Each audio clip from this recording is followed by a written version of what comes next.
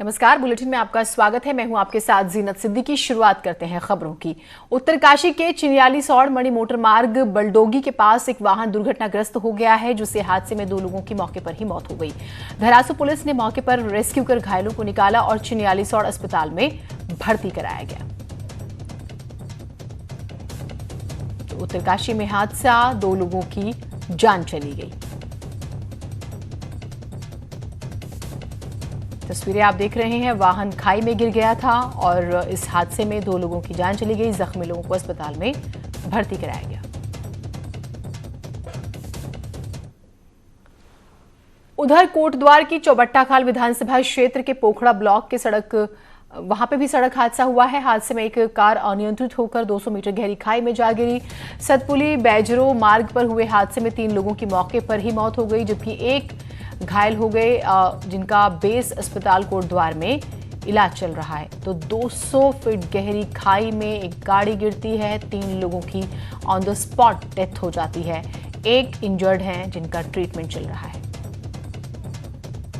में एक जीप गिरती मेलगांव पैड के सामने बगल के रहने वाले लोग 4 पैसेंजर थे, 3 वहाँ कैजुअल्टी हुई थी। एक कोटद्वार में है जिनका नाम प्रेम सिंह।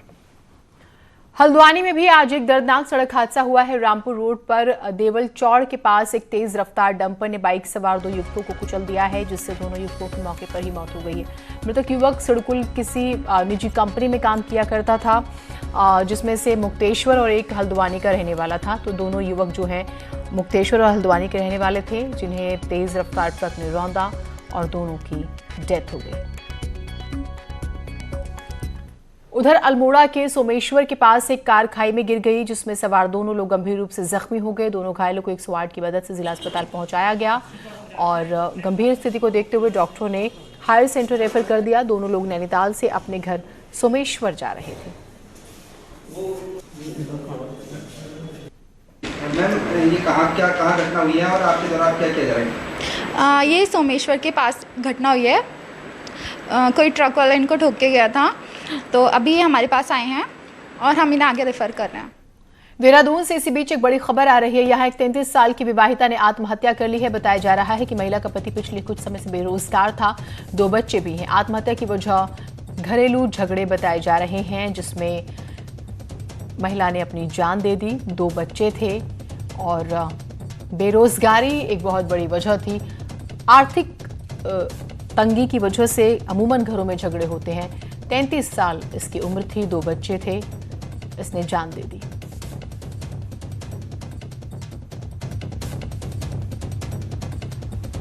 उधर खटीमा में भी एक युवक ने आत्महत्या कर ली है। परिजनों के मुताबिक मृतक को खटीमा नगरपालिका में नौकरी का झांसा देकर रुपए लिए गए थे पहले इस व्यक्ति से, और इसके बाद डिप्रेशन में आए युवक ने खुदकुशी कर ली। पुलिस मामले की जांच कर कार्रवाई करने की बात कह रही है।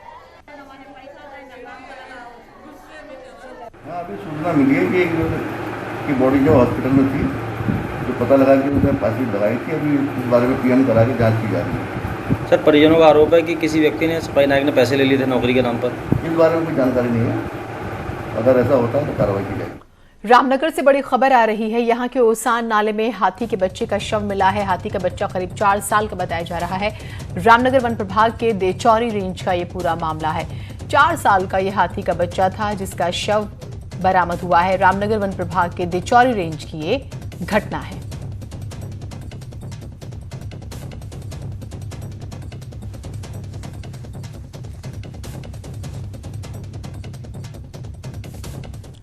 और अब आपको प्रदेश का कोरोना अपडेट भी दे देते हैं। उत्तराखंड में आज कोरोना के 43 नए मामले सामने आए हैं, जिससे राज्य में कोरोना संक्रमित मरीजों की संख्या 1985 हो चुकी है और राज्य में 1230 मरीज इलाज के बाद ठीक हो चुके हैं। 717 अभी भी एक्टिव केसेस हैं। अल्मोड़ा में 14, देहरादून और नैनीताल में 8 केसेस हैं। टिहरी में 9, उत्तरकाशी में 1, रुद्रप्रयाग में 2, पौड़ी में 1 केस सामने आ चुका है।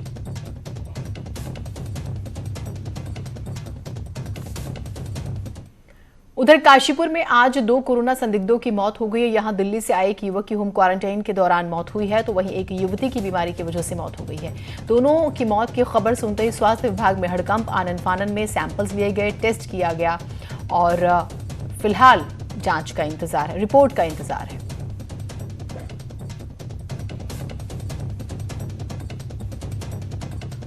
और नए राजनीतिक नक्शे को प्रतिनिधि सभा में पास कराने के बाद नेपाल के आर्मी चीफ पूरनचंद थापा ने कालापानी क्षेत्र का दौरा किया। इस दौरान उनके साथ सशस्त्र प्रहरी बल के प्रमुख शैलेंद्र खनाल भी मौजूद थे। बताया जा रहा है कि दोनों शीर्ष अधिकारियों ने नेपाल के छांगरू तक दौरा किया है। छांगरू में बीते दिनों नेपाल ने चेक पोस्ट बनाई है। नेपाली आर्मी चीफ ने पिथौरागढ़ के धारचूला से सटे नेपाली जिला मुख्यालय धारचूला से दौरा शुरू किया। नए नक्शे को पास करने के बाद इस क्षेत्र में नेपाली आर्मी चीफ के दौरे का खासा अहम इस दौरे को माना जा रहा है। नेपाल ने पिथौरागढ़ के लिम्पियाधुरा, कालापानी और लिपुलेख को नए नेपाली नक्शे में शामिल किया है। प्रधानमंत्री नरेंद्र मोदी ने लद्दाख में चीन से विवाद पर पहली बार बयान दिया। पीएम मोदी ने कहा है कि जिन जवानों की शहादत हुई है वो व्यर्थ नहीं जाएगी। इसके साथ ही उन्होंने कहा है कि हमें अपने जवानों पर गर्व करना चाहिए, वो मारते मारते मरे हैं। बुधवार को राज्यों के मुख्यमंत्रियों के साथ कोरोना वायरस पर वार्ता से पहले प्रधानमंत्री मोदी ने चीन सीमा पर शहीद हुए जवानों को श्रद्धांजलि दी। कहा कि मैं देश को भरोसा देता हूं कि जवानों का बलिदान व्यर्थ नहीं जाएगा। ये भी कहा है कि सैनिक मारते मारते मरे हैं। इसके साथ ही शहीद जवानों के लिए 2 मिनट का मौन भी रखा गया। उन्होंने चीन की कड़े शब्दों में जवाब देते हुए कहा है कि किसी को भ्रम संदेह नहीं होना चाहिए। भारत उकसाने पर यथोचित जवाब देने में सक्षम है। भारत शांति चाहता है लेकिन जवाब देना भी जानता है। भारत अपनी अखंडता से समझौता नहीं करेगा। चीन की कायराना हरकतों से बिल्कुल भी घबराने की जरूरत नहीं है। रिटायर्ड आर्मी ऑफिसर का कहना है कि ये कोरोना से कमजोर हुए चीन की बौखलाहट है, क्योंकि वो बिल्कुल अलग थलग पड़ा हुआ है। भारत जो है वो 1962 वाला भारत नहीं है, ये आज 2020 वाला भारत है, जो सक्षम है और अपनी एक एक इंच भूमि को उसकी रक्षा करने के लिए बिल्कुल सक्षम है। और चाइना जो है वो बौखलाया हुआ है, इस समय बिल्कुल बौखलाया हुआ है। चारों तरफ से उसको जूते पड़ रहे हैं। इकोनॉमिकली बिल्कुल फेल हो गया है। सोशली एंड वर्ल्ड पॉलिटिक्स में वो मार खा रहा है हर नेशन से, अमेरिका से, बाकियों से भी। धर्मनगरी हरिद्वार में साधु संतों ने भी चीन की कायराना हरकत की कड़ी निंदा की है। चीन को सबक सिखाने के लिए नाराज संतों ने बॉर्डर पर जंग में हिस्सा तक लेने की बात कह डाली। संतों ने पीएम से ईंट का जवाब पत्थर से देने की मांग की। चीन को कड़े से कड़ी जवाब, हमारी ईंट की जवाब पत्थर से देनी है।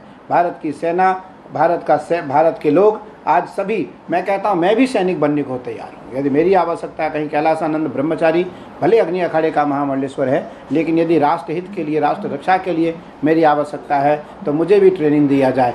भारत सरकार को चेताना चाहता हूँ, भारत सरकार से कहना चाहता हूँ कि ऐसी स्थिति में उसने 20 मारे हैं तो कम से कम 2000 सैनिक चीन के धराशायी करना चाहिए। उधर नैनीताल में कांग्रेस ने चीन का विरोध किया है। तल्लीताल में कांग्रेस नेताओं ने चीन के झंडे जलाए और जमकर नारेबाजी की। कांग्रेस नेताओं ने शहीदों को नमन कर भारत सरकार से मांग की है कि सैनिकों की शहादत का बदला लें। जिंदाबाद, जिंदाबाद, जिंदाबाद, भारतीय सेना जिंदाबाद, जिंदाबाद, जिंदाबाद। चीन सीमा पर शहीद हुए 20 जवानों को हरिद्वार के मालवीय घाट पर लोगों ने मां गंगा में पुष्प अर्पित कर श्रद्धांजलि दी है और उनकी आत्मा की शांति की कामना की। नाराज लोगों ने चीन के राष्ट्रपति के पोस्टर जलाकर जमकर नारेबाजी की।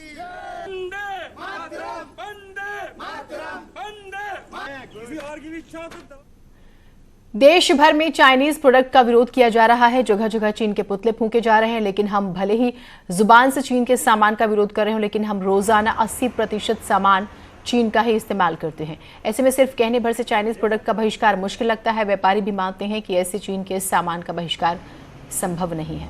विरोध हो रहा है तो वो तो सही है, लेकिन अल्टरनेटिव सॉल्व इंडिया ने खोजना चाहिए।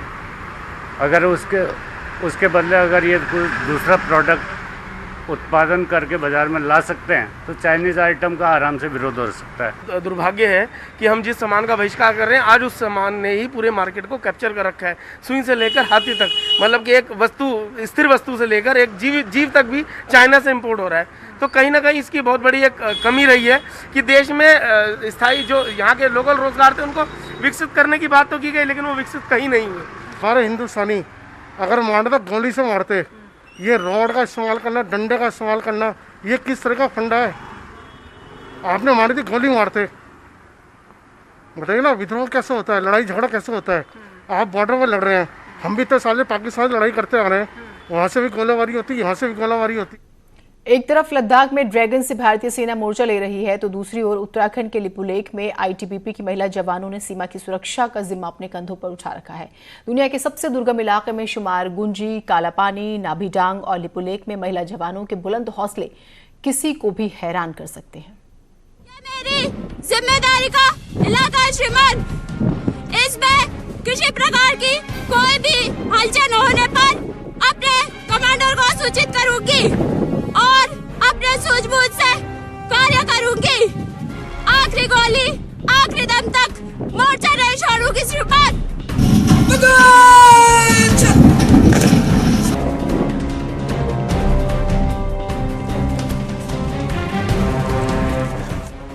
17,000 फीट की ऊंचाई पर दहाड़ती आईटीबीपी की ये शेरनी दुश्मन की मौत है और अब ये महिला सिपाही चीन से सीधे लोहा ले रही हैं। साल भर बर्फीले मौसम में रहते हुए ये महिला जवान हर चुनौती का डट कर मुकाबला कर रही हैं। आईटीबीपी में महिला जवानों की भर्ती 2011 से शुरू हुई थी, जिसके बाद भारी संख्या में लड़कियां आईटीबीपी में शामिल हुई हैं। अब तो आलम यह है कि महिला जवान किसी भी मायने में पुरुषों से पीछे नहीं है। रात की ड्यूटी हो या फिर कड़कड़ाती ठंड में दुश्मन पर नजर रखनी हो, इनकी चौकस निगाहें सीमा की सुरक्षा पर हर वक्त टिकी रहती हैं। लड़कियां जैसी ड्यूटियां हमारे जवान करते थे, उनके साथ कदम से कदम मिलाकर और कंधे से कंधा मिलाकर हर ड्यूटी को बखूबी निभा रहे हैं। 10,500 फीट पर आईटीबीपी की गुंजी चौकी हो या फिर 17,000 फीट की ऊंचाई पर लिपुलेख, हर जगह इन दिनों महिला जवानों ने ही मोर्चा संभाला है। आमतौर पर निचले इलाकों से आई आईटीबीपी की महिला जवानों ने उच्च हिमालयी इलाकों में लड़ने के लिए खुद को पूरी तरह से तैयार कर लिया है। इनकी कड़ी मेहनत जहां आधी आबादी के लिए प्रेरणा है, वहीं देश प्रेम के इनके जज्बे के आगे हर मुश्किल आसान है। और नीचे से यहाँ बहुत वातावरण में बहुत चेंजिंग है नीचे से, पर जब सब सारे हमारे सब ये करते हैं तो हम भी उनको देख देख के हमको भी थोड़ा, और फिर ये इसमें ज्वाइन किया है हमने तो सोच लेते हैं जब इसे आ ही गए इसमें आईटीबीपी में तो सब कुछ करना पड़ेगा जो भी आएगा।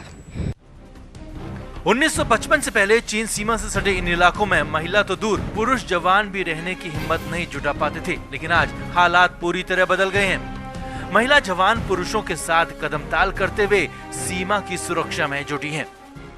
10,500 फीट की ऊंचाई पर आईटीबीपी की ये गुंजी चौकी है। गुंजी का जो मौसम है साल भर खराब रहता है, जिस कारण यहाँ के जो जवान हैं उनको साल भर इस मौसम का सामना करना पड़ता है। बावजूद देश की सुरक्षा के लिए उनके कदम कभी पीछे नहीं हटते हैं और पिछले कुछ सालों में देखने को मिला है कि पुरुष जवानों के साथ महिला जवान भी कदम से कदम मिलाकर साथ दे रही हैं। विजयवर्धन उप्रेती, न्यूज 18, गुंजी, पिथौरागढ़। देहरादून के चक्राता में 23 किलोमीटर लंबे चांदनी प्यूनल मोटर मार्ग निर्माण में मानकों को ताक पर रखकर पहाड़ कटान का काम हो रहा है। दबंगई का आलम तो ये है कि वन विभाग से लेकर पीएमजीएसवाई भी ठेकेदार के खिलाफ एक्शन नहीं ले पा रहे हैं। 23 किलोमीटर लंबे इस पूरे मार्ग पर मलबा डंप करने के लिए 11 डंपिंग जोन बनने थे, लेकिन ठेकेदार साइट के पास जंगल में मलबा डंप कर रहे हैं, जिससे लोगों के बगीचे, खेत बर्बाद हो रहे हैं। जेसीबी मशीनों से पेड़ भी उखाड़े जा रहे हैं। शिकायत मिलने पर वन विभाग के चीफ जयराज ने मामले में हस्तक्षेप किया। उन्होंने डीएफओ चक्राता को मौके पर जाकर निरीक्षण करने और ठेकेदार के खिलाफ एक्शन लेने के निर्देश दिए। सबसे बड़ा जो पॉइंट है मेरा वो ये है कि इसमें 11 डंपिंग जोन बनाए जाने थे, जो कि एक भी नहीं बनाया गया वहाँ पर। और सबसे बड़ा जो मुझे दुख होता है वो जंगल का हो रहा है कि जंगल का इतना बड़ा नुकसान हो गया है, जिसमें छपान होनी थी विभाग के द्वारा, लेकिन छपान ना करके सीधे जेसीबी से उसको उड़ाया जा रहा है। नहीं, डंपिंग जोन की शिकायत ज़रूर थी। उसके बाद हमारे डीएफओ और फॉरेस्ट के पूरे ऑफिसर्स गए थे, उनको दिखाई दिया और एक आध जगह पे डंपिंग जोन पूरा वॉश आउट हो गया था, उसकी वजह से नीचे डैमेज हुआ। उसका जुर्माना भी हमारी कंपनी ने 2,20,000 रुपये जमा किया और वो पूरी सेटिस्फाई थे। डंपिंग जोन बनते हैं क्योंकि मजबूरी है डंपिंग जोन बनाना। इस वाले मामले में हमने डीएफओ साहब से बात करी है चक्राता के, तो उन्होंने ये बताया कि साहब 1 मई को वो गए थे, शिकायतें आ रही थी। चमोली के थराली रेंज स्थित कोलपुड़ी क्षेत्र में सांभर के शिकार के मामले में वन विभाग ने 2 लोगों को गिरफ्तार किया है। एक आरोपी से मृत सांभर का कान भी बरामद किया गया। दोनों के खिलाफ वन्यजीव अधिनियम के तहत मामला दर्ज हुआ है, जबकि दूसरे अन्य 2 आरोपियों की तलाश की जा रही है।